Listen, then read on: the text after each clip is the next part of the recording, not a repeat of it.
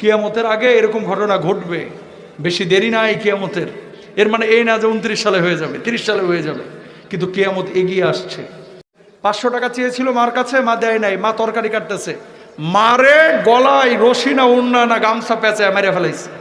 মাইরা ফেলে এই মারে আবার সন্তান ডিপ ফ্রিজের মধ্যে ঢুকে রাখছে। অনেক স্যাটেলাইট চ্যানেল নিউজ করেছে।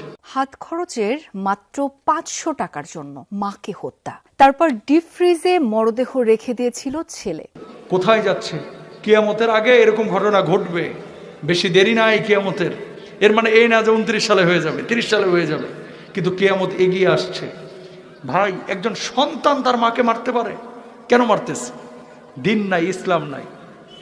কোরআন যদি থাকে ওই সন্তান কখনো নষ্ট হবে না ভাই, কখনো নষ্ট হবে না। জীবনে 2টা পাপ কেউ করবেন না।